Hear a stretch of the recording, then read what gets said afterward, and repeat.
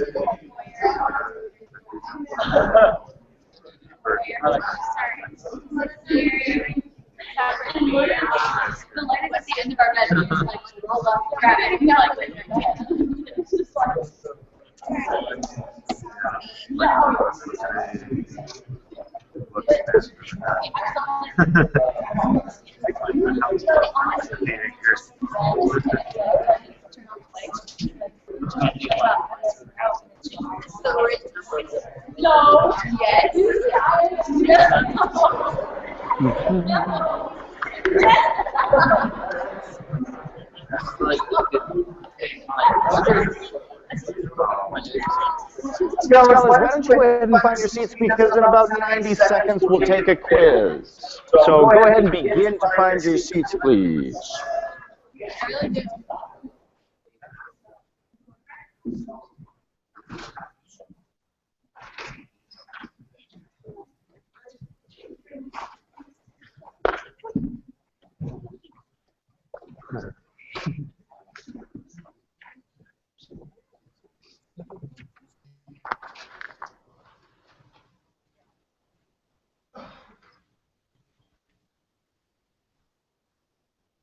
So you can open up your Blackboard portals at any time, and I'll ask Palmer in about 60 seconds to lead us in a quiz, please.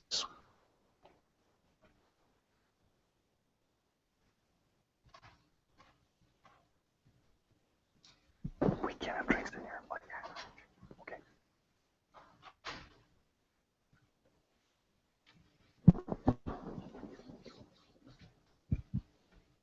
I should go ahead and inform you right now that the quizzes are not yet mobile compatible. So if you are trying to open it in an app on your iPad or other mobile device, that probably won't work.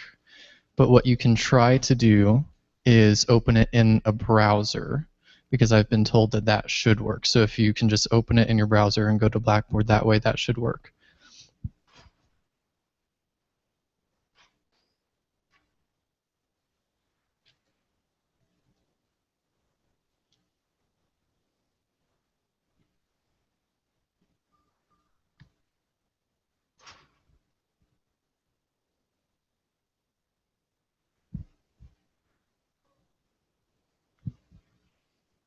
We'll give you a few more seconds.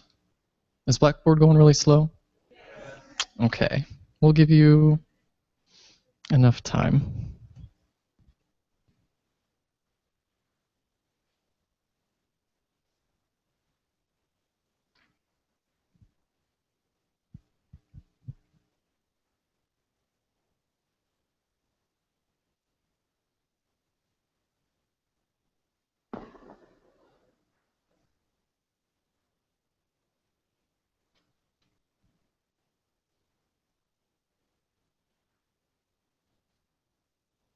As useful as Blackboard is, every single semester it seems to be pretty painful.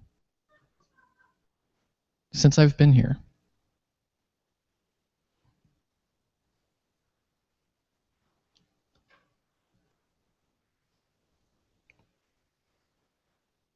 Can somebody go ahead and let me know if Blackboard is working? Is it okay? Are you guys in? Nope. We can also postpone the quiz. Do you want to do that? Let's give it like 60 more seconds, and is it just not loading? Is that the problem? All right, we'll just skip that. Let's use it if it works. If it doesn't, there's no point in trying. So, okay. Well, I'm sorry to disappoint you all with that. That's terrible. Actually, why don't we just do it this way? Palmer, why don't we just take the quiz? We won't take it for credit, but we'll actually work through the questions. So this is your free review of the type of material that you'll be seeing on your exam. Palmer, take us through anyway.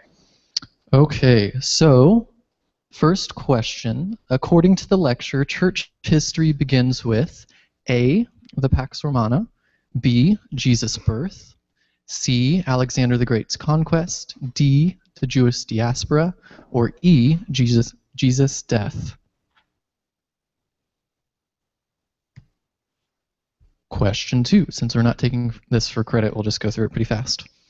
Which of these regions in which early Christianity flourished existed outside of the Roman Empire? Was it A, Rome, B, Alexandria, C, Asia Minor, D, Ethiopia, or E, Athens? What do you think, class? Great. Question 1, I'm still trying to figure out, actually. So, I think church history began with the resurrection. But is that what you intended also, Palmer? On this one, D would have been the correct answer. Okay. Was what I was thinking. Good. So I guess what I was fooled by is, does it begin with an institution or does it begin with a point in time? Yep. Palmer, thanks for working with us. I think question 3 is kind of similar and might be a little more specific. According to the lecture, what was the common denominator for the expansive growth of early Christianity? Was it A, the Jewish communities, B, the Roman Empire, C, chariots, D, the Latin language, or E, the Roman Catholic Church? Super question. What do you think, class? Super. Question 4. Which scriptural citation does Armstrong use to support his thesis that Christianity spread via the Jewish diaspora? Is it A, John 1:1-3, B, Revelation 7:2, C, Acts 2:9-11, D, Malachi 1:4-5, or E, Acts 9:2? You're going to ace Good this when job, it perfect. comes to the real exam. Question 5. Which Roman authority brought large numbers of Jewish slaves from Jerusalem to Rome in 63 BCE? Was it A, Augustus Caesar, B, Nero, C, Diocletian, D, Pompey, or E, Claudius? The correct answer is D. And then I had this nice little thing right here, but yeah. Superb. Thank you, Palmer. Thanks for taking us through that. All right. So I hope that's useful to you as you sort of continue, as we all continue, really, to catch a rhythm of the type of material that will show up on exams and what we as a group want to think is useful about this class and ask you to retain in your memory. Let's talk about the dawn of ancient history. The dawn of ancient history. Where does history really begin? We've talked with you about historiography, and now I want to talk to you a little bit about prehistory and ancient history. Prehistory. What's prehistory? Well, first of all, this little slide to help you remember what is historiography. What's the difference between history and historiography? History is the written record, right? And historiography is the record of the record, if you will, or it's the history of the writing of history. So I want you to keep that in the back of your minds. We can skip forward just a little bit. Let's talk about prehistory. Prehistory.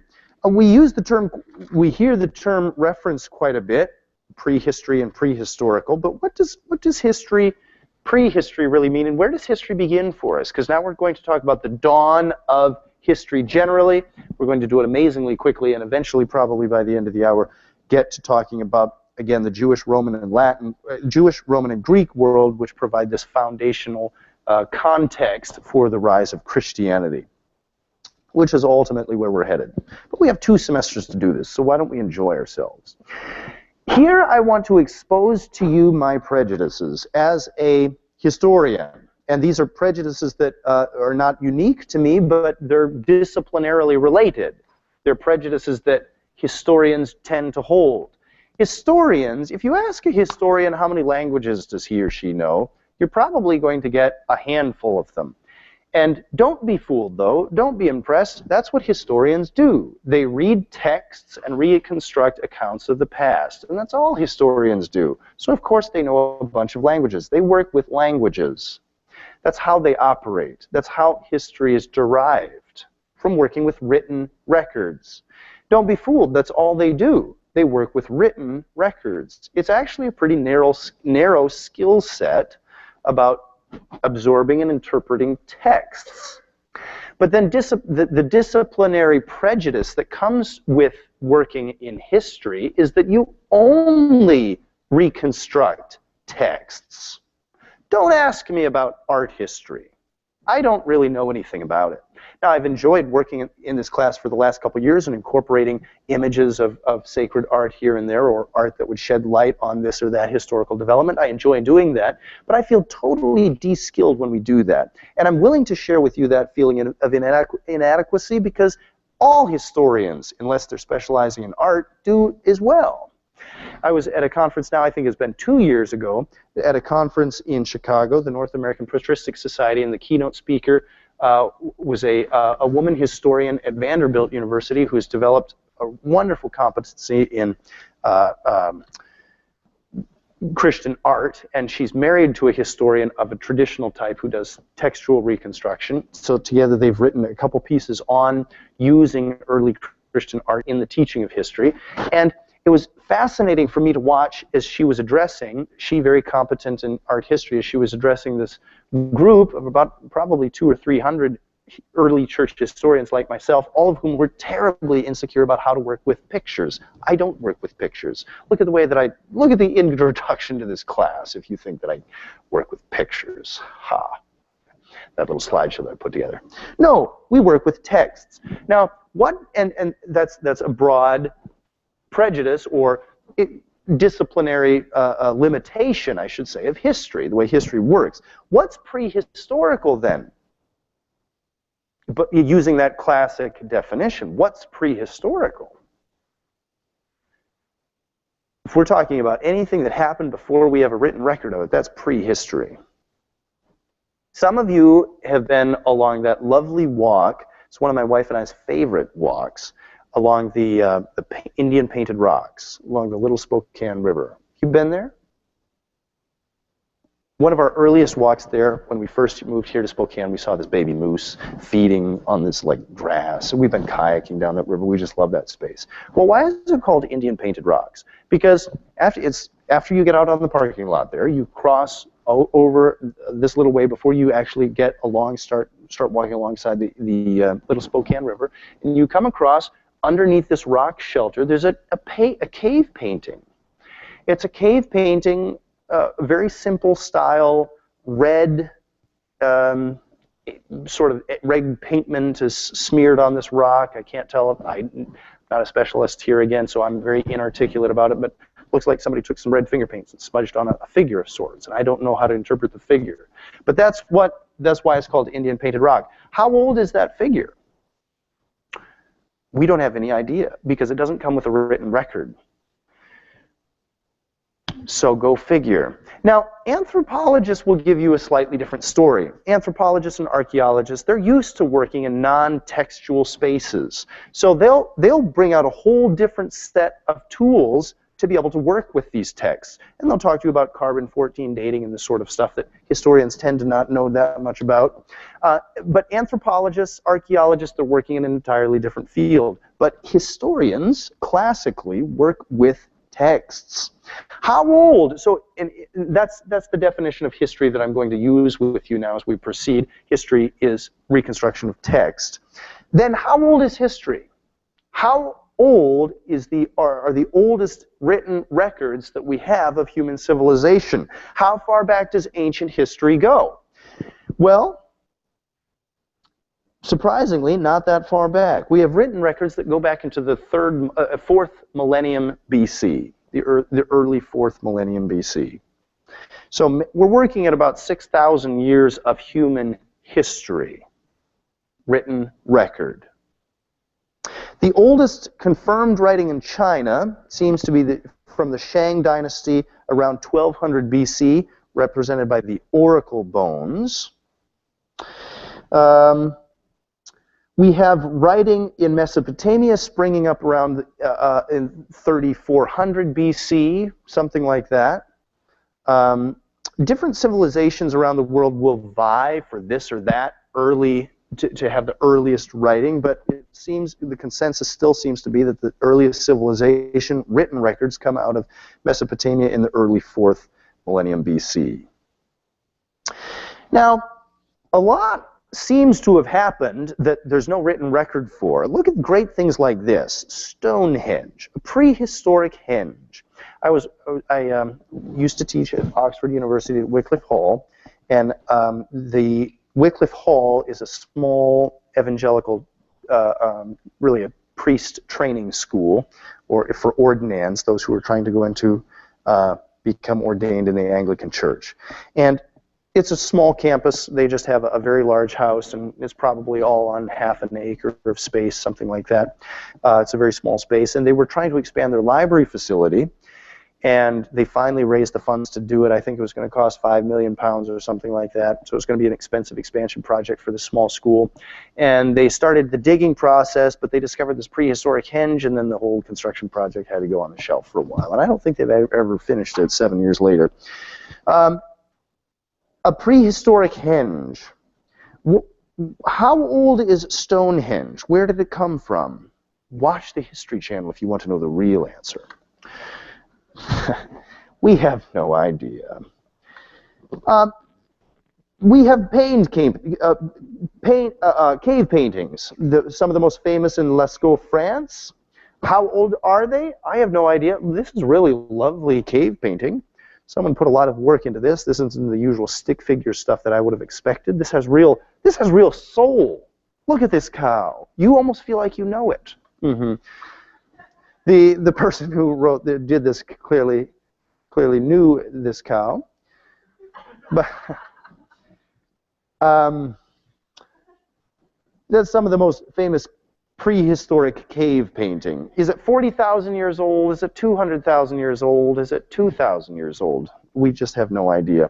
Some of the oldest, some of the most famous prehistoric pieces, artifacts, come from this piece here, Vogelhat Cave in Germany, revealed a small, this is only about 4 centimeters long, but it's a very small carving of a woolly mammoth's tusk of a woolly mammoth. And I guess that was a pretty brilliant idea somebody had back in prehistoric times. How old is this artifact? Most people are going to tell you it's about 40,000 years old. How do we date that? It's a non-textual piece.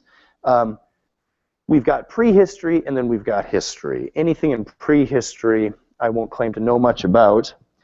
And opinions become wildly diverse about prehistoric topics. I began to understand this for the first time when I was wandering around the National Museum in Prague, in Czech Republic. And I could see, well, I'll give you 2 experiences that helped me sort of sort out why these prehistoric artifacts can be dated wildly differently.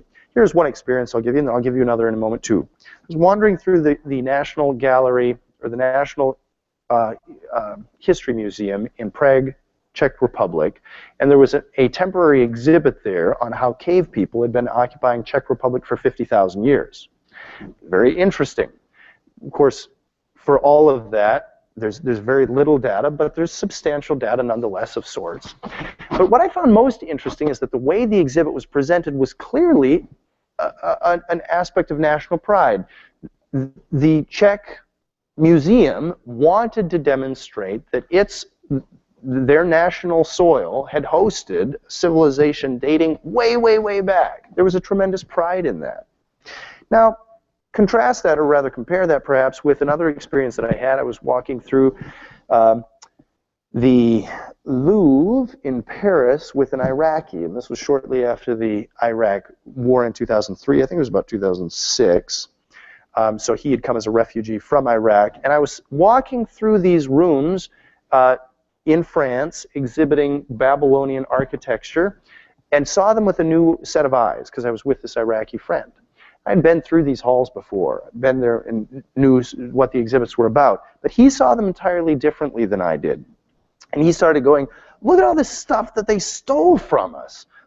They've run through the ancient palace of Babylon and took this and this and this. They've been stealing this from my people. And it never occurred to me that there would be this huge tension between the nationalities in constructing these museums. There is a tremendous national pride that goes into finding the oldest artifact. Or there's the individual scientist's reputation. If I find this oldest single artifact and it hits the news and the History Channel does make a documentary about it, then I'm going to be a famous person. Those claims tend to become confounded by a whole set of other considerations. So prehistory is a whole lot of it's difficult going, and so I'll be leaving that behind. But where does ancient history begin? Where does ancient history begin? Well, James Ussher thought that according to the biblical record, creation took place on October the 23rd, 4004 BC. And Isaac Asimov, the famous novelist, says that this is a, quote, ludicrously late date for the beginning of history. And most people would agree. What I find fascinating and curious is that, according to the biblical account, we only have a few thousand years of human history, and all of the writing that we're able to produce doesn't date further back either. There's a real enigma there. There's a real puzzle. Where does history begin? Well, history begins in the Fertile Crescent, perhaps not surprisingly, where the scripture says the patriarchs come from, where Abraham, called from Ur of the Chaldees, is coming out of what we believe to be one of the oldest civilizations on earth. This space between the two rivers, Tigris and Euphrates River, Mesopotamia. When does history begin? Or let me ask you this thought question. What conditions are necessary for history to arise? What do you need for history to take place? So wind the time machine way, way, way back and go to the very earliest mists of history. When does history emerge, the written form of history? What conditions would necessitate that? And I'll actually take your, just give me your thoughts right now. I don't want you to have to Skype them in. Just give me your thoughts. What conditions would produce history? Go ahead, please. Yep. Okay, a certain kind of culture. What kind of, what certain kind of culture? What are you thinking about?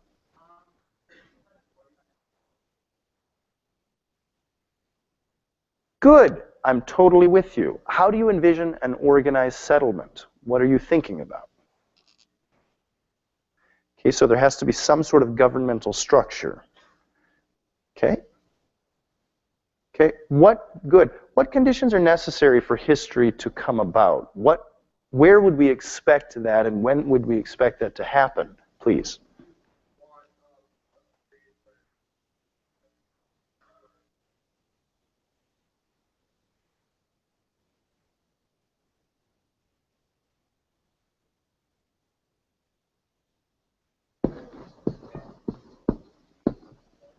Okay, there has to be peace, and also what I heard you say, I think, is surplus, right? There has to be an excess of supplies so that people aren't just living hand to mouth, it's not a hunting and gathering society. What kind of surplus specifically? There has to be a surplus of food. People have to have enough to eat that they can actually have the luxury to be doing this record keeping and sort of what we would consider a higher function tasks. Right. Good. Go ahead, Marcus.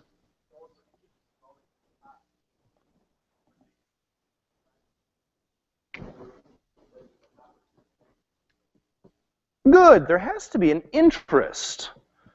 And specifically, there has to be an interest on whose part? Who has to be interested? Today, in a highly literate society, if the book sells, I mean, there's a tremendous market for books. You can sell a book to a broad audience. But if we rewind and we're way back in the excesses of history, literacy is going to be massively lower than it is, than we would think of it. So who interest on whose part? Presumably, yes. Miranda, good. Somebody back here had an idea too. You need language. You need language if you're going to make a written form of it. Yes, good. Now here, how would we know when language began? We wouldn't have a clue. We wouldn't be able, there's no way to trace that. So written forms of language are going to come about after language has developed. How many years between the first people speaking and the first people writing? Was it 4 million years? Was it 20 years? It's prehistory. I have no tools to access that. Good. Good. What else do we need for history to come about? I think we've got most of the pieces here we need. Go ahead, please. Okay. So there has to be something to write about. If it's just day after day, the same shepherd's taking care of the same sheep, yep, they're just chewing cud today, no one's going to write history. But I don't think that's what you really meant. Fine. Okay, so events affecting the entire society. Yep, good. Good. Here's how, thank you for those suggestions, thanks for thinking with me. Here's how many people will break this down. So again, this class is in many pieces is analogous to a world civilizations class that you might take at the University of Tennessee or something like that. And if you've looked at the curriculum, the way that many universities will set up world civilization, depending on the strengths of the teacher, if you've got an anthropologist in place or something like that, they may take a different tack. But if you've got somebody like me that only works with texts, then here's how you're going to begin the story of world civilization. And let's start actually working backwards. Here's our endpoint. We have a history. What do you need for a history to take place? You need an empire, okay?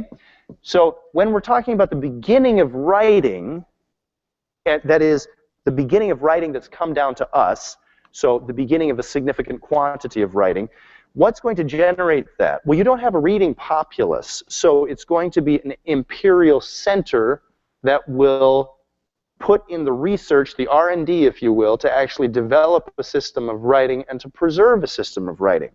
It's a technological development. Not only, and you've got to see the whole span of it. Not only is it somebody coming up with a brilliant idea about how to do this and how you could come up with a syllabary or some way to represent pictorially various linguistic sounds, but you also have to generate the materials. You have to preserve the materials. You have to organize the materials. You have to transport the materials. You're actually bringing multiple industries together in this enterprise called the creation of history. Now, what do you have? What are the preconditions to make an empire? Well, cities. An empire is an administrative network over a series of locations. And really, cities themselves don't generate writing. Cities will be an earlier form of government. They will be in existence before we have empires, but you don't really have writing with the earliest cities. Why? Everybody's pretty much within walking distance of everybody else. You can get on your horse and go visit anybody else in the city that you need to talk to. But when you start stringing a single governmental unity over multiple cities, then you need writing, because you need some way to actually transmit messages beyond spaces that you could just hike down the road and actually visit somebody. By the way, these ancient cities usually are very tiny, a couple of acres large. I visited Jericho, which is meant to be one of the oldest cities in the world. Actually, Palmer, can you take us to Jerusalem? Jericho, I'm sorry. It's meant to be one of the very oldest cities in the world. It's at the foot of the Dead Sea, and it's in this valley, and I was there a year and a half ago. And John McMath was with me, and he began to explain why this was an ideal place for an ancient city, an abundant supply of water. That city is extremely old, but would not have generated by itself writing. It's about a 2-acre space, so about the size of this church building and parking lot. That's the ancient city of Jericho. I visited Troy a couple years before that. Troy is maybe 5 or 6 acres, the ancient city. So these are really tiny spaces that we're talking about. You could walk the whole city in a very small space. And this is fun, Palmer. Can you actually sort of get the Dead Sea in the background and then look and see how we're in a valley space here? The Jericho, being in a very low location, attracted water. And when you arrive in there, you're driving down this mountain's pass coming into this place, and then you just come into this oasis with all of these palm trees. Well, that's the city of Jericho. A very small space, but rich in water. Is there any way to see the horizon? Sorry that I'm asking you to do this all impromptu. Good, so you can see that we're in this deep valley here. And where is that Dead Sea?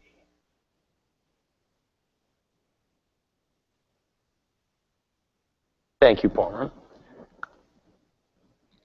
Cities would have popped up like the city of Jericho for various reasons, given their geographical spaces and advantages and so on, but we don't get writing specifically with them. Now, and pretend that's a straight line, we've got just this linear progression here. What conditions do you need to have cities arrive? I'll just take your thoughts as you have them. What do you need for cities to arise? What do you need? You do need people, and I'm not going to ask you what do you need for people, because we're being broadcasted. No, right, you need people, you need language, fine. You need society, but why are they organizing themselves in a city is what I'm asking you about. Marcus, go ahead. What do you need?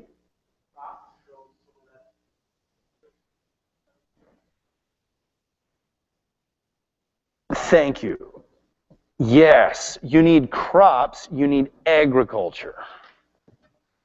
You need agriculture. The definition, basically, of a city is a space that is so densely populated that it can't provide its own grown food. You can't grow your food in a city space. Imagine you and your housemates having to actually supply your own needs, your own grocery needs, based on the amount of land that you have in your house around this area. How many months of the year would you actually sustain yourself? How many weeks of the year would you actually sustain yourself? As part of the necessity of what it takes to actually allow a city to develop is this organization of labor. That you have some people who are taking care of the crops, you have others who are taking care of the livestock, you have metal workers, you have brick makers, etc. There's this societal organization that's taking place. Key to it is the development of agriculture. Now again, if we were in a world civilization class, we'd ask ourselves, okay, how far from the beginning of human history, as broadly conceived, to the rise of agriculture? Well, depending on the professor you're working with, you'll have somewhere between multiple millions of years and thousands of years. The account in the Bible is that Cain and Abel were working in agriculture. So you try to figure that out, who's going to be right in this story. But here's the basic progression that you have for the rise of history. Agriculture, then the rise of cities, then the rise of empires, and finally we've got history. Now, where does history begin? Well, in the Fertile Crescent, where conditions for agriculture were pretty good. And by the time that history is arising, we've already got empires at play. Here, actually, technically, we have written records before we have what many will call full empires, but at this point we do have city-states and we have cities banded together. So that principle that you need writing to communicate between cities still holds. Here's what writing originally looked like 5,000 or 6,000 years ago. This is cuneiform. And what you have is a small clay tablet, large enough to hold in your hand, and somebody punching in code into the tablet. It strikes me that this is entirely a technological achievement, although we really don't think of it as such today. I was at the museum, the Pergamon Museum in Berlin last year, and saw there was an exhibit on it was a temporary exhibit on the development of writing. And I came into this space, and they had up on a large wall that was probably 15 feet high or something like this, stapled to this wall, all sorts of receipts. Receipt after receipt after receipt. And the point that the exhibit creator was trying to make is that the earliest form of writing that we have basically is the receipt. It's the transaction, the proof of a sale. And that's what many of these earliest writings are. They're not going to give us the type of information that we as a society would be really interested in. What kind of movies did they watch? We don't know. Was there any sort of artistic achievement of these societies? Was there, we have some artifacts, but this type of information that we're able to enter into with this earliest form of writing is basically who bought what, who owns what. It was to help give legal definition to ownership. Here is, again, Mesopotamia, the land between the Tigris and Euphrates River, and here are the earliest city-states. And this takes us into about the earliest place in history that we have in the 4th century BC. And wouldn't you know it, Ur is one of those most ancient cities that we know of. Now, during the time of Abraham, according to the account that we have in Genesis, that's going to put us around 2300 BC. So we know of these cities and are aware of them far longer before Abraham comes on the scene. But be that as it may, Abraham comes from what seems to be about the oldest place on earth. The cuneiform script is devised, and that is the form of writing that we have for a very long time. Incidentally, one of the oldest sites that we have in one of these very oldest cities that we have is the great ziggurat of Ur. It would have been existing there, would have been standing when Abraham was alive. A ziggurat, an ancient temple pyramid. Some have hypothesized that maybe this is what was being described when, with the account in Genesis 9 with the Tower of Babel. Was the building that was meant to go up to heaven, was it a ziggurat? Well, maybe so. The first empire that we have is the Akkadian Empire. Now, again, I just find it very curious and fascinating. There's a biblical reference to Akkad, the city of Akkad, which was meant to be built by that villain Nimrod. I thought it was just brilliant that in the Noah film they had Nimrod. Wasn't that No, it was Tubal-Cain they had as playing the villain. Okay, but he was the... Anyway, there's this connection. I thought it was kind of cool what they did there. Anyway, Genesis 10:10 records that Nimrod builds this city Akkad. The Akkadian Empire is based out of this city of Akkad here and spans a number of cities. What does an empire look like at this time? Well, previous to this empire, and this is about, I think this is in the 2nd millennium BC. How did cities operate before this time? Before we have the first empire, we have city-states. City-states, we have this loose coalition of cities in Mesopotamia before this. But what is the first empire? The first empire is when one administrative center takes responsibility for creating the legal system for all of its affiliates. You see, in the city-state model, every city had to devise its own laws. So you'd go to a new city and the currency would be different.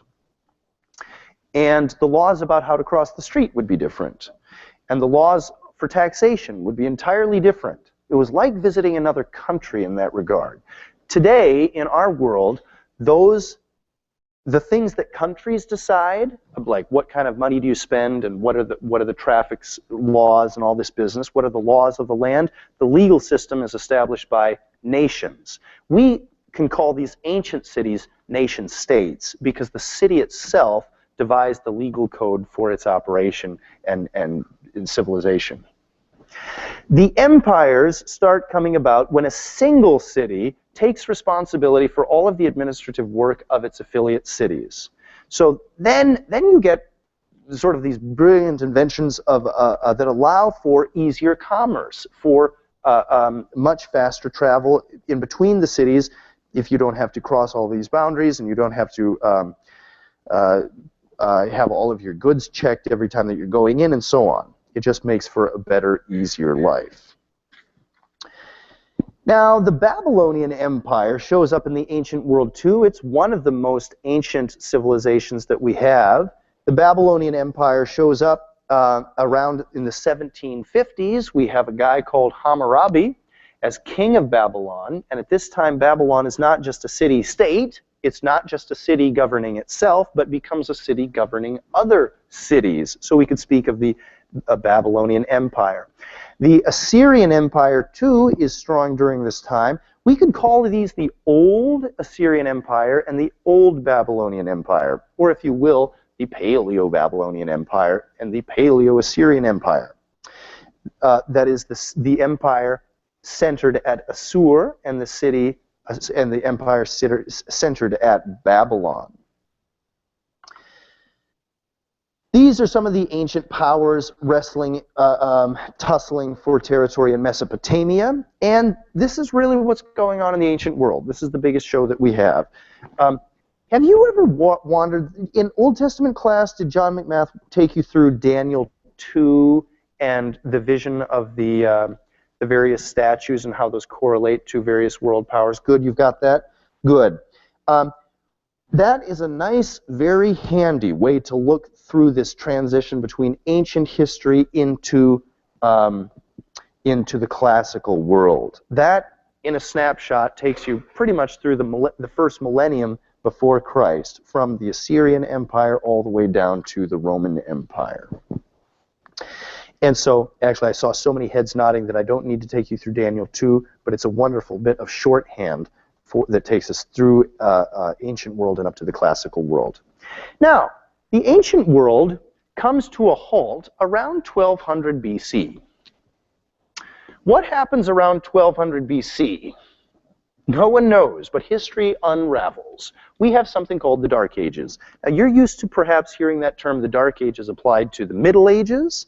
The Dark Ages being that time period around, say, 8th, 9th, 10th centuries, something like that, before the Middle Ages really start to become a much more productive and creative time in the 1100s and 1200s, before we get to the High Middle Ages and so on.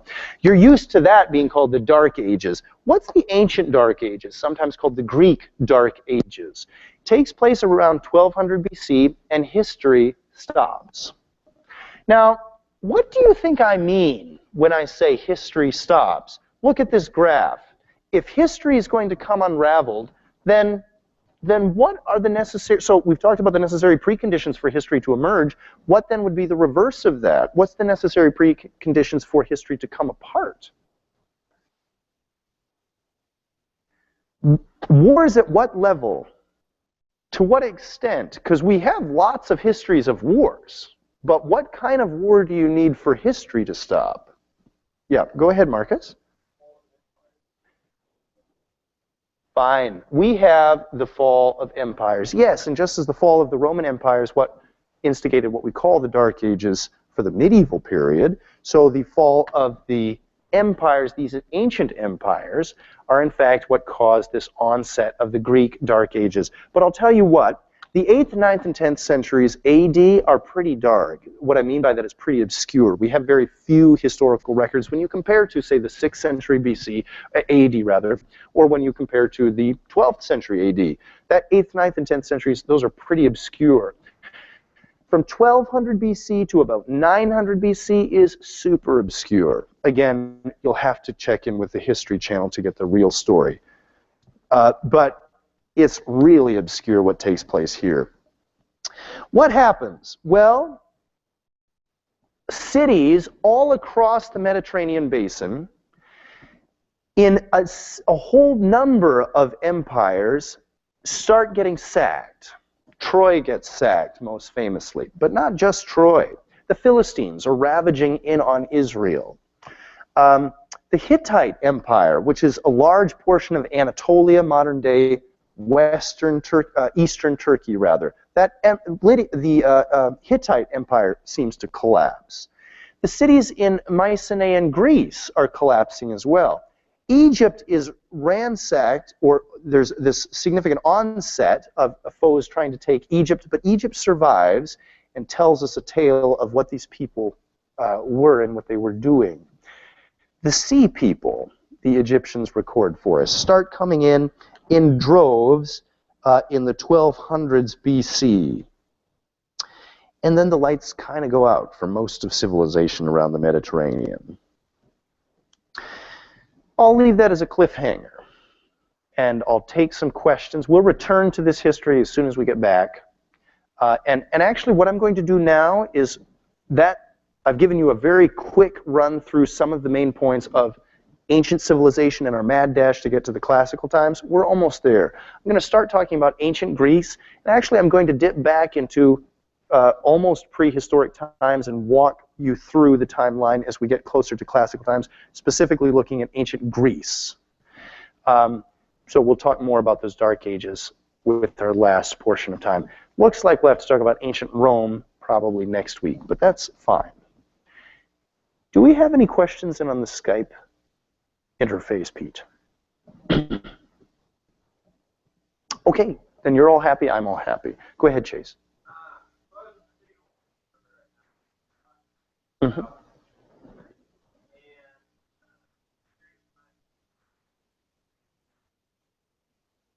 Mm-hmm. Okay.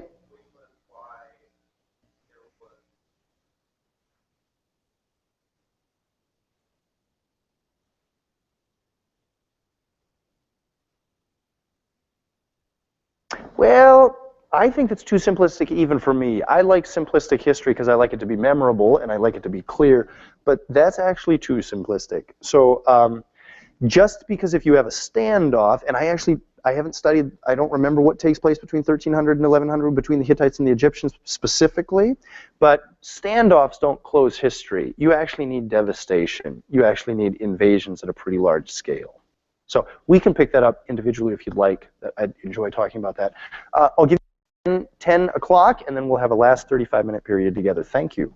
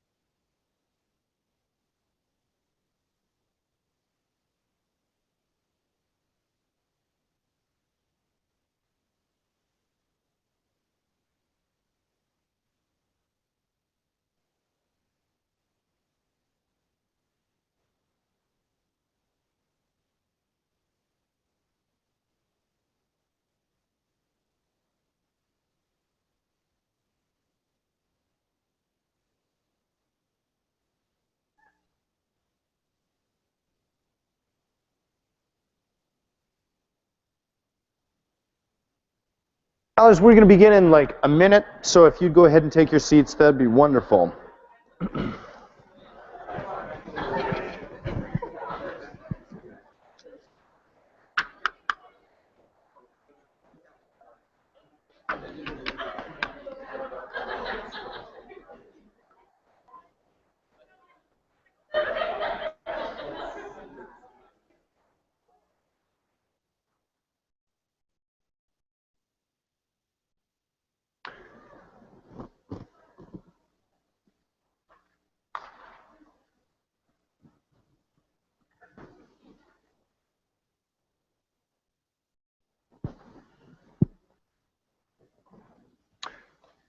Palmer, do you have a quiz? I'm sorry. Perfect, perfect. Okay, scholars. So this was a horribly abbreviated look at ancient history, but where do we end off ancient history and where do we begin classical history? And what unites this history that we've been talking about in the ancient world that really centers around this Fertile Crescent, whether it be the Hittite Empire up here, or whether it be the Babylonian Empire down here, or whether it's the Egyptian Empire over here. What unites that ancient world to the story of, quote, Western civilization? Because that is, after all, the main part of this class. So how do we get from the ancient world to, quote, Western civilization? Well, it's through the Greeks. Here's how it works. The Greek civilization, here's two reasons why the Greek civilization is really the foundation of Western civilization. First of all, it's the oldest historians can trace. And again, you are alerted to what I'm saying there. What I mean is it gives us the earliest written records that we have of any Western civilization, Western being European in my parlance here. But also, if we fast forward the story significantly to the time of Alexander the Great, and that's a piece of this history that I think you're much more familiar with as Bible students, Greek culture also then becomes this broad and international culture in the third and fourth century BC with Alexander the Great. So there are two quick reasons why Greek civilization is really going to become one of the major foundations to Western civilization. Where does Greek history begin? Greek history begins, would you believe it, not actually on the mainland Greece, but really in Crete. Well, really in the Cycladic Islands out here. Can you see these islands? These are called the Cycladic Islands. That seems to be the very oldest Greek civilization. Archaeologists, again, will tell us that the civilization that occupied these islands is related to the Greek civilization that will grow up on the mainland and that will appear in Crete, but they didn't leave us any records. So I'm going to pass over them as a prehistoric civilization. Let's get to the historical part, just because we've got to move quickly. History for the Greek world begins in Crete. It begins with the Minoan civilization. Now, many scholars will talk about the Minoan civilization as though that is it's clear what we're talking about. I want you to realize that the Minoan civilization, that word Minoan is a made-up word to describe a people group that we don't know what they called themselves, and we can't even read their writing. But we know that they had writing. Actually, they had two forms of writing. We can read one of the forms of writing. We can't read the other. I think it's helpful to know how we came about to this historical knowledge to understand what's at work and what's at play here. Sir Arthur Evans. Whoops, let me fast forward the story here to, where's the picture? There we go. Actually, that's Schliemann. I guess I don't have a picture of Sir Arthur Evans. I thought I did. I don't. He lived in the middle of the 19th century. He was born in 1851 and died in 1941. And he's the archaeologist that really created our understanding of this Minoan civilization. It's a civilization centered at Knossos, here on the northern shore of Crete. Why did Sir Arthur Evans, this British archaeologist who uncovers this palace on Knossos, why did he call it the Minoan civilization? He named it after King Minos. King Minos is meant to be the the first human king, son of the gods, who occupied and ruled Crete. Minos, was it a real person's name, or was it just a title? We don't know. It could have been a title like Pharaoh that just means king. Minos, King Minos was the king of Crete. He ruled the islands of the Aegean Sea some 3 generations before the Trojan War, according to some sources. Other sources would say that he's far older. Now, what I think is fascinating is this, again, takes us to the very dawn of Western civilization, so it really becomes quite foggy. It's like you're riding down this river that's just this fog all around you. It's very difficult to see as you look out in the distance what's actually there and what's an illusion, what's a mirage. We're really at the very edge of our understanding of history with King Minos. King Minos was said to be the son of Zeus and Europa, which I think is fascinating because we're talking about the very first European civilization. Do you know the myth of the rape of Europa? Is that a myth that you know? Well, it was very famous in antiquity. Zeus fell in love with Europa, a human woman, and in order to seduce her, of course Zeus is a god, in order to seduce her, turned himself into this bull. And I guess a very good-looking bull, I don't know. But Europa decides to climb on his back, and then Zeus very quickly swims out all the way through from the Levant out to the island of Crete and rapes Europa. And that is where Minos is meant to have come from, this union between a human woman and between this god Zeus. And after all, this is the very first strata of Greek history that we have and the very first strata of European history. Where do you think the word Europe came from? Well, it comes from this legend of this name, Europa. It ties in a very funny way. King Minos is remembered in Strabo's geography as the first person to come up with a significant navy, a naval force. So he occupies these Cycladic islands here in this civilization here with his superior naval force. Was Minos a real person's name, or was it, again, just a title? And why is it that all ancient civilizations seem to produce this guy who's son of the gods, whose name probably starts with M, who's the first human ruler? Minos is the earliest ruler in the Greek records. Menes is the earliest Egyptian ruler, he's this quasi-historical, quasi-legendary person who unites Upper and Lower Egypt. Manos is the earliest Germanic chieftain, attested to in Tacitus, the father of at least several Germanic tribes. Manus means man, by the way. Manu is meant to be the oldest person for the Indians, the Indian civilizations too. In Hindu tradition, Manu is the first king to rule over the earth after this universal flood. You're going to have to check the History Channel. Actually, I don't know who would be putting out, I think it's probably alien invasion, actually. It's my only theory for it. Anyway, we're right at the edge of what can be known from a historical point of view. Who was King Minos, according to tradition? Well, he was a tyrant. Do you know the story of King Minos? It's attested to us in several ancient Greek legends. King Minos is remembered as this tyrant who had this bull, this pet bull of sorts. Well, no, it was a human-bull combination. It was a man's body with a bull's head, but he kept it, I suppose, like a pet, in this labyrinth underneath his palace. And every 9th year, Minos demanded that King Aegeus, who was king of the Athenians up on the mainland Greece, would send 7 young men and 7 young women to be chosen by lot, and then to be confined to the labyrinth and consumed by the Minotaur. You've heard of the Minotaur, haven't you? Yeah, that's something that floats around in our common knowledge. Did you know that Minotaur There's also another made-up word that means Tauros is the word for bull, and Minos is this legendary king. So Minotaur just means Minos is bull. Minos is Tauros, is what that means.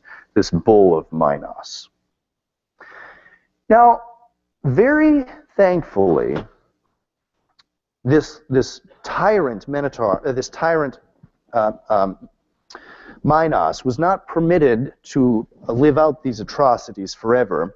And the son of Aegis, Androgeus, decides that he is going to go and kill the Minotaur.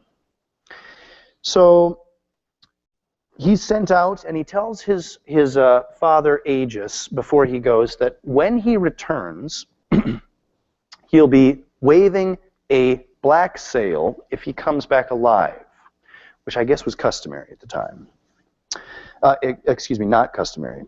And he'll be sailing a white sail if he comes back, if his men are coming back, but if he loses his life in this epic battle with the Minotaur. Androgeus, sets out. He arrives on the island brilliantly. He finds Minos' daughter, and they fall in love. Wouldn't you believe it?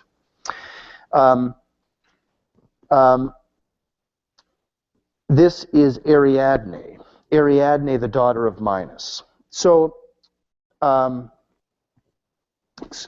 when this hero is about to go into the Minotaur's labyrinth, Ariadne, the daughter of King Minos, says, "Here, take this ball of yarn in with you to the labyrinth, because even if you were able to find the bull, the Minotaur, you'd never slay it. But even if you could slay it, you'd never be able to find your way out. You'd be lost in this labyrinth forever. So take this yarn as you're going and finding your way into these various passages. You'll leave a little trail so that you can come back out of this maze alive." Well, wouldn't you know it, the hero goes in, is able to slay the Minotaur, and is able to find his way out of this terrible maze because of the yarn. Out of exuberation, he's so glad, he takes the princess with him. They're headed back to the mainland Greece, and in his exuberation, he forgets to wave the black sail when he's coming back. His father, the aged King Aegis, is sitting on the shore in Sunium, outside of Athens. Here is where Aegis was actually waiting. They've built a temple now to Apollo here. And this is also where Lord Byron's Maid of Athens poem was inspired and written and so on. You can look that up on your own time. But anyway, here's the view out from where Aegis was standing. And here comes the hero and his beloved back. But in exuberation, again, they forgot to wave the black sail, so they're waving a white sail. King Aegis sees the white sail. He thinks his son is dead and casts himself into the sea and dies. And ever since then, it's been called the Aegean Sea. True story. Good. What of the Greek myths is actually true and what of it's not true? About 100 years ago, it was popular to say that none of it was true whatsoever. But too many archaeological findings have been uncovered that actually make the question much more complicated. What of these myths are correct or historically true in the sense that we would think of as historically true and what's not? Well, Sir Arthur Evans, uncovering here the palace at Knossos, did find, in fact, a number of statues of the Minotaur. So what is this figure? It's not just made up. I mean, it's not just simply made up. It represents something that was in the culture. Is this a god? Is this a, what is this thing with bulls? The whole culture had this, there's bull sculptures all over the place here. Here we have, now actually, if you look at the reports on this, this is highly reconstructed. The originals are not nearly so clean as this, but this is typically the picture that until now archaeologists have accepted as a correct reconstruction of what was on the walls here of the palace of Knossos. You see, it seems to be a slave here, an acrobat, jumping, grabbing the horns of the bull, springing over his back and landing backwards. So here do we have a demonstration. Was this an athletic game? Was this something that was this done during various festivals? Here's an aerial shot of what that palace at Knossos looks like. It does, in fact, look pretty maze-like, doesn't it? We think in Western culture, and our sensibilities have been trained by the Western basilica. The basilica, of course, you may think of as the religious church building. The basilica actually is just a Greek word that means house of the king. Basically, it means kingly or royal, but basically the king's palace or the king's house. There were basilicas before the church. Various churches became basilicas.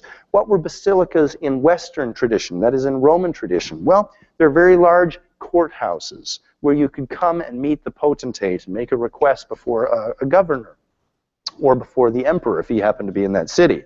That's what we understand a palace to be, a big open space that as you enter it, it gives you a sense of awe. You feel very small as you look around at this massive space that's going to lead you to sort of this huge hallway towards the throne of the king at the front. That's what we expect a palace to be, right? That's what a throne room is in Western tradition. What's this? Where's the palace? Where's the meeting hall? Where's the major space that's meant to make you feel small? There's like 1,000 rooms in this place, and they're all pretty small. Lots of passageways. Here's an artist's reconstruction of what that palace may have looked like. Is it a temple? Is it an administrative center? Is it both? How did it work? We don't know. Was this the labyrinth? Is this what these Greek mythologies remember? Is this the labyrinth and you can sort of see how this would all fit together, wouldn't you? Greeks from the mainland come to Knossos. Of course, Knossos isn't really this bizarre space as it's remembered in legend, but those who come are impressed by this, let's call it a cult, because we don't know better what exactly all this business with these bulls was, but they worship this bull with, it's a bull's head in a man's body, that's their god, and their palace looks like a maze. And so these reports come back and perhaps turn into what we know as these Greek legends that we get out of Homer and others. I remember for the first time that I was in actually it may have been the very first time that I was in a Greek Orthodox or Russian Orthodox church, but an Eastern Orthodox church. Happened to be St. Basil's Cathedral. It was 2008, and I was in Moscow. So you remember any tourist snapshot or postcard of Russia, you're going to see that church in the background with all those onion domes. Well, that's St. Basil's Cathedral on the Red Square. I was with for some reason, I think they were full up that day or something like that, but I was with a Russian woman who sweet-talked the people into letting us in, and we were able to get in too. I think it was at the end of the day or something like that. I don't remember the exact details. Anyway, I was walking around in St. Basil's Cathedral, and what struck me as bizarre is I was again looking for the central worship space. Where's the auditorium? Where's the sanctuary? And I couldn't find it.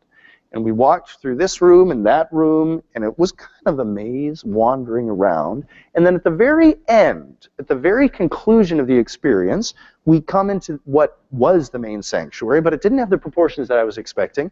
To my memory, it was about 60 feet high. You can Google it to find out exactly how high the main sanctuary is in St. Basil's.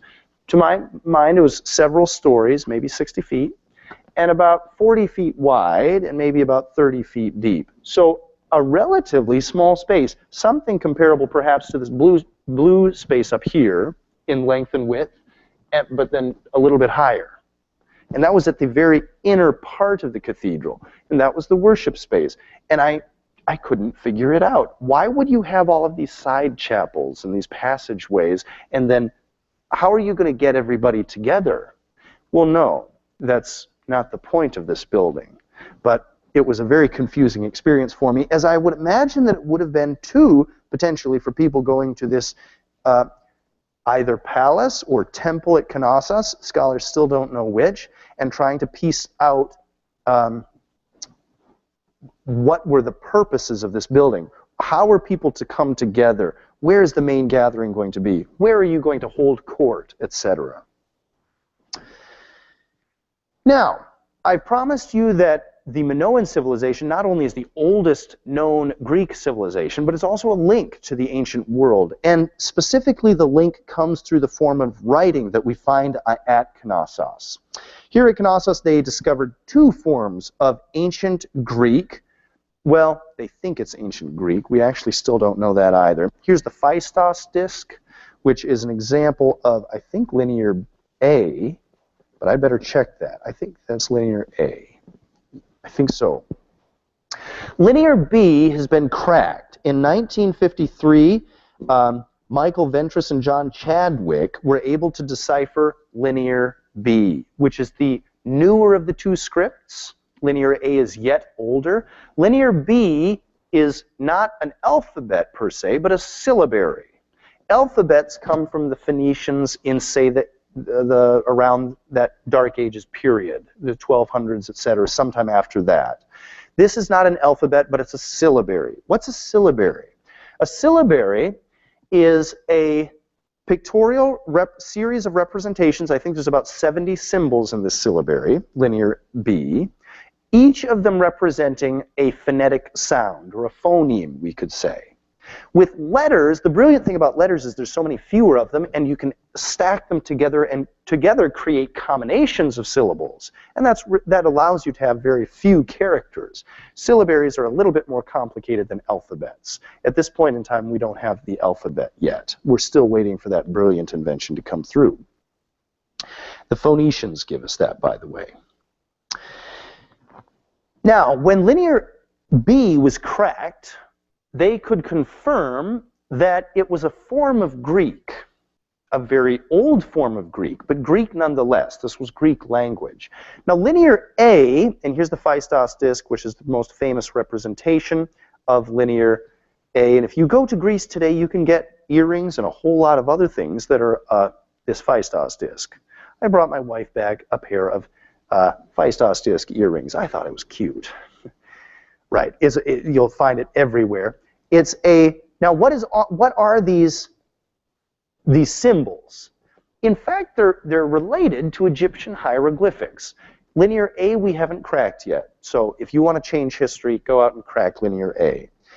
They can't confirm whether it's Greek or not. That would be key to actually deciphering, is this ancient Minoan civilization, is it Greek in the way that we think of Greek, or is it a bunch of Egyptian migrants, or is it a language group entirely different? And did they get language from the Egyptians, but they're not ethnically related to the Egyptians? The language is different. We just don't know. We presume it's an older form of Greek, and that when it is cracked, it will reveal a yet older form of Greek, but we don't know.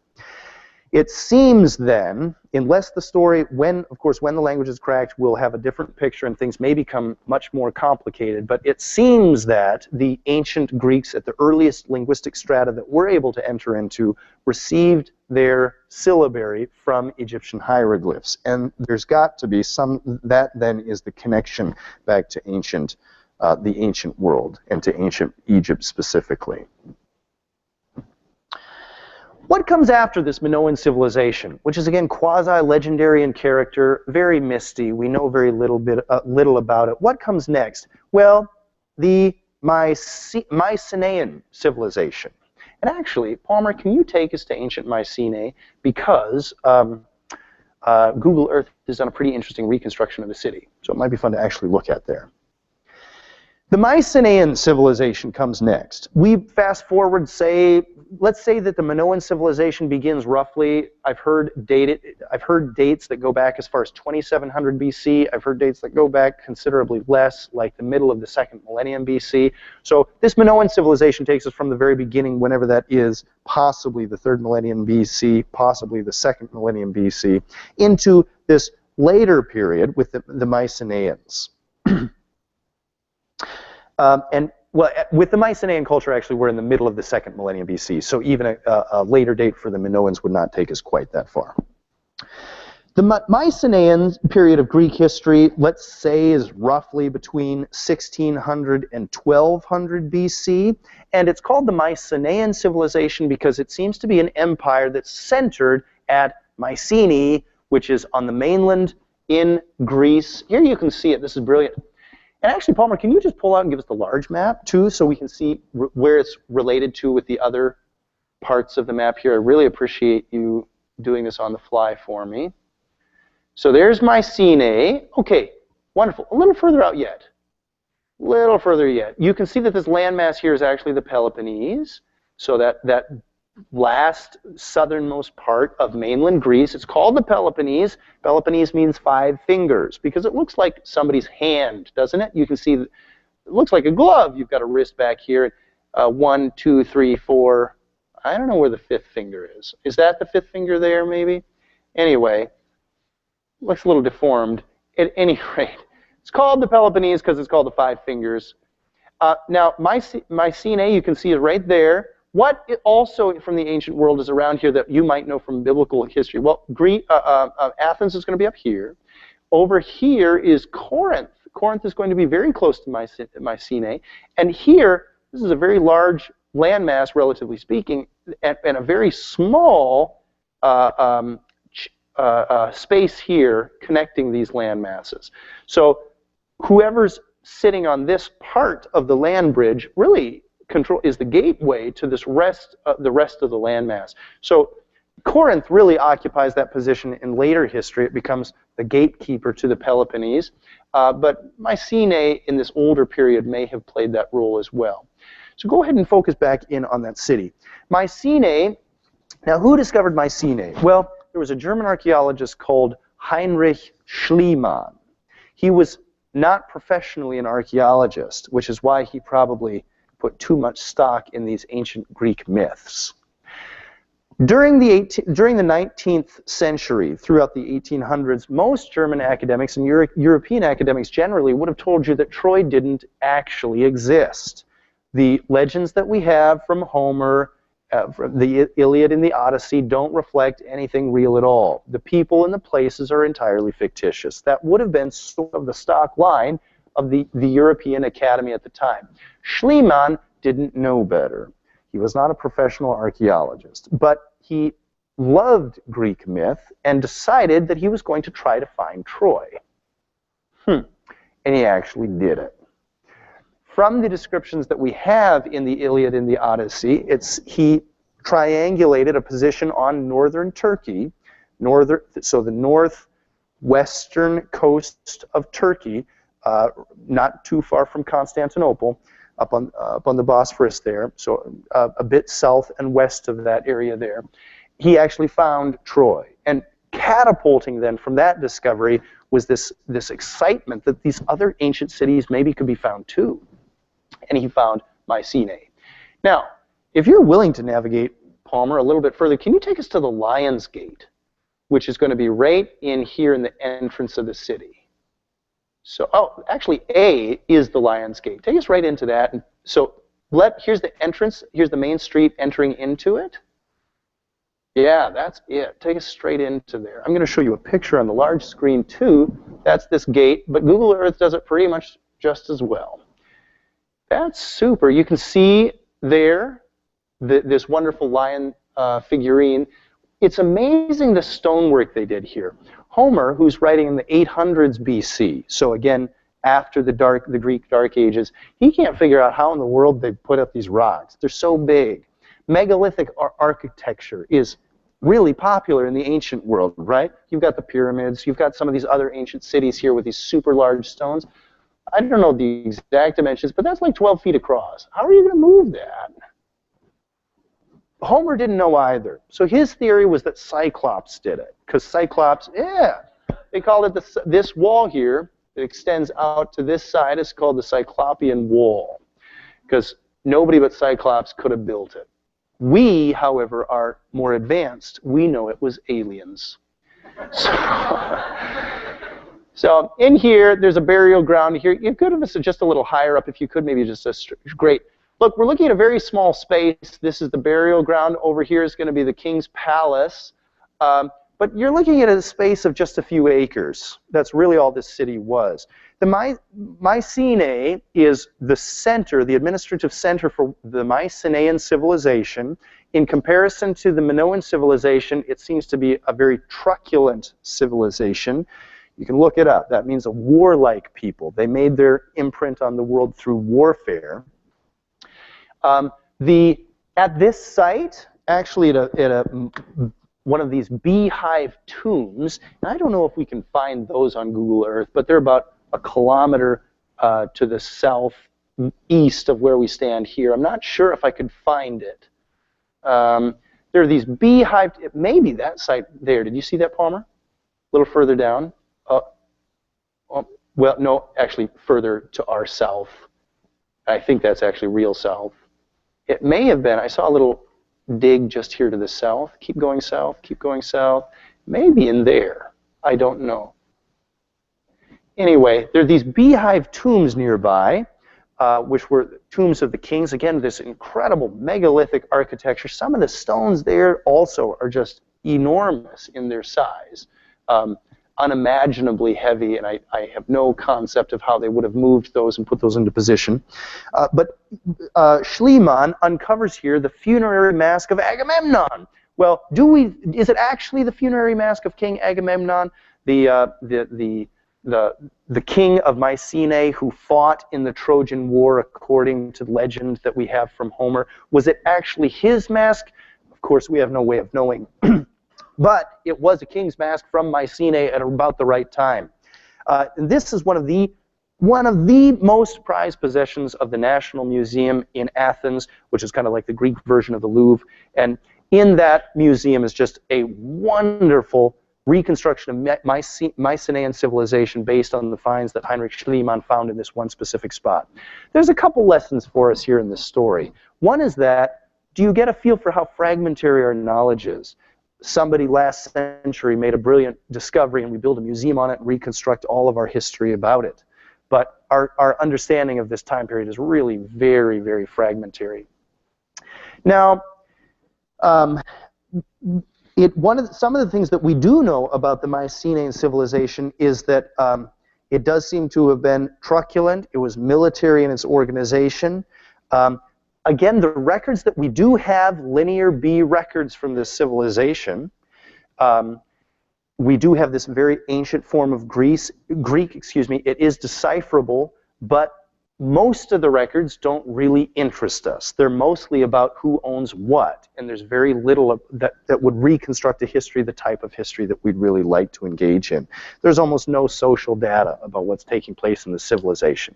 We don't know how the religion worked. We don't know how the family was structured. We don't know what jobs people worked. We hardly know even about who was fighting with whom. So we just have very little information about this time period. The Greek Dark Ages come on the world, and that's where we'll drop the curtain here today as well. The Greek Dark Ages, they set on with about 1200 BC. Again, all around the Mediterranean, cities are sacked and burned, including Troy, including Mycenae as well. Who was doing this? It seems to be the sea people. At least that's what the Egyptians called them. Now, I'm going to give you the very short of the story. Really, this is one of the more fascinating puzzles of ancient history. Since we don't have hard answers, though, I'm just going to simply give you the cliff notes onto what I think is the best answer. And again, it's a pretty traditional answer. I'm kind of a traditional historian. I like to go with the traditional theories. But the traditional theory is that the sea people are coming out of modern-day Turkey. There was an empire there called the Lydian Empire, which we haven't really heard much about. You may have never heard about the Lydian Empire. It's in Asia Minor, so on the western side of modern-day Turkey. There seems to have been a terrible, terrible famine there, and Herodotus will write about this. This is the ancient person's understanding of what happened. So I think in many ways it's still the most reliable just because we have so little information to go on. Herodotus records that there was this horrendous famine that lasted for nearly 2 decades, and the Lydians, the king of Lydia, set his people out. He said, okay, there's no food here, build ships, take off, find places where you can migrate to. And they migrate, they did. From the records that we have in Egypt, it does seem that these were migrants coming in, not Viking warriors, not all men, but they were traveling with women and children. From the reconstructions, there's a temple, a funerary temple that we have that was built in the 1200s BC, actually I think the early 1100s BC, commemorating the victory of the Egyptian Empire over the Sea Peoples. So we do have a visualization of what these boats look like. They do look like they're coming, actually some of them look like they're coming from Europe, but otherwise the record looks like many of these people were coming from Lydia. There was also a group of a whole bunch of people. So the Egyptians give us about 10 different tribes that were on the move. Are these the biblical Philistines? Actually, unusually, most archaeologists agree on this one. Yes, these sea people are the biblical Philistines, but it looks like there's a whole bunch of other groups involved as well. Sorry I've given Palmer so little time to finish, but let's close with a quiz if Blackboard works.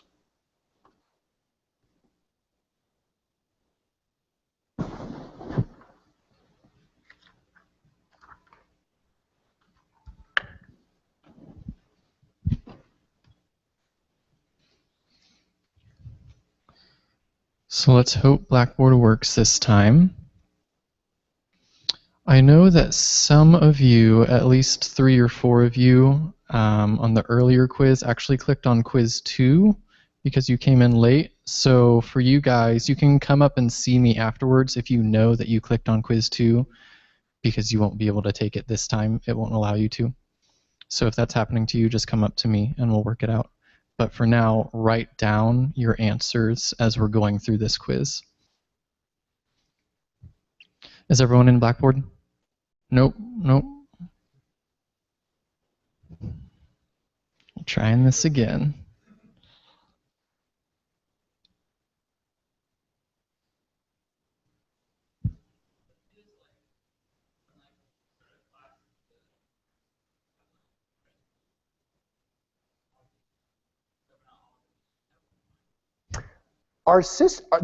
The internet should be able to actually have the capacity for everyone to log in. If we can't today, let's just try again later. Can people not log in? Is it good? Is it working? How many of you can't log in? We don't have the time to work with it today. I'm very sorry. Palmer, can you hold the quiz? I'm very sorry. We'll talk to the technical people. We'll presume the technology will work. Again, just keep your site open so that when we have these quizzes, you're already ready to go. Isabel, did you have a question?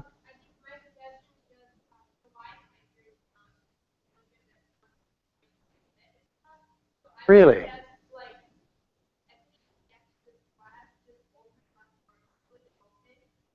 Great. Exactly. Thanks, Isabel. And there should be adequate internet access for everyone. I'm sorry we struggled with it today and that I didn't leave enough time for Palmer.